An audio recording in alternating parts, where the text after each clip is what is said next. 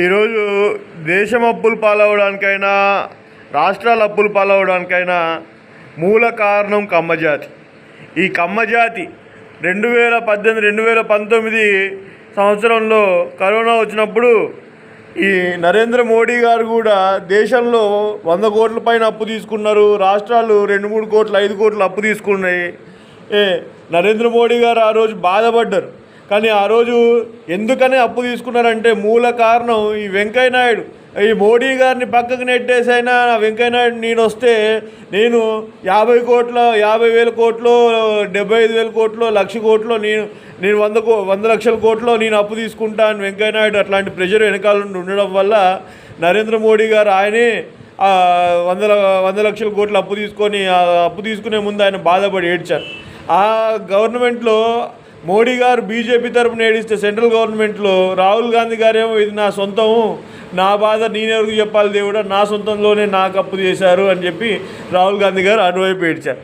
అదేవిధంగా రాష్ట్రాల్లోకి వచ్చేసరికి ఇప్పుడు తెలంగాణలో ఎందుకని అప్పు తీసుకున్నారా నాయన అంటే మూల కారణం పక్కనున్న ఆంధ్రప్రదేశ్ ముఖ్యమంత్రి చంద్రబాబు నాయుడు ఎవరైతే ఉన్నాడో ఆయన ఊకే అప్పు తీసుకుంటా ఉన్నాడు.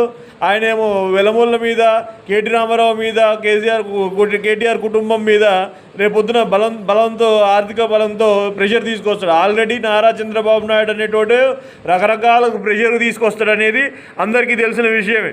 అలాంటిది ఆర్థికంగా ఇంకా ప్రెషర్ తీసుకొస్తాడనే భయానికి ఈ తెలంగాణలో కూడా అప్పులు తీసుకోవడానికి మూల కారణం అదే అయింది. అంటే వీళ్ళందరూ అప్పులు పాలవడానికి మూల కారణం దేశంలో మూల కారణం చంద్రబాబు నాయుడు, ఆ కమ్మజాతి, ఆ కమ్మకులు. నెక్స్ట్ ఆంధ్రప్రదేశ్లో జగన్మోహన్ రెడ్డి గవర్నమెంట్ వచ్చింది. జగన్మోహన్ రెడ్డి 2-3 లక్షల కోట్లు ఉన్నది 8 లక్షల కోట్లు అప్పు చేయడానికి మూల కారణం మళ్ళీ చంద్రబాబు నాయుడు వస్తాడు, మళ్ళీ ఇదే చికాకు చేస్తాడు, ఏదో ఒకటి చేస్తాడనే మూల కారణం. దీనివల్లనే వాళ్ళు అప్పులు చేశారు. అంటే దేశం కానీ రాష్ట్రం కానీ సామాన్య ప్రజలు కూడా ఆఖరికి చేతబడి మంత్రగాళ్ళు, రియల్ ఎస్టేట్ చేతబడి మంత్రాలు చేసి జనాలతో అప్పులు చేయించడానికి మూల కారణం కమ్మ జాతి, కమ్మ కులం, సెక్సువల్ ఇంటెలిజెన్స్.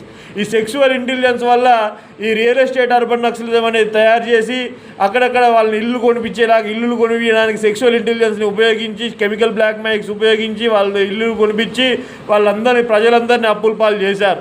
ఇవాళ జనాలందరూ అప్పుల పాలయ్యారన్నా, రాష్ట్రాలు అప్పుల పాలైనాయన్నా, దేశం అప్పుల్లోకి వెళ్ళిందన్న మూల కారణం కమ్మ జాతి, కమ్మ కులం.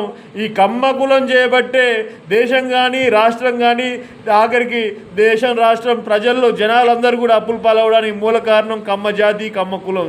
జై హింద్, జై భారత్.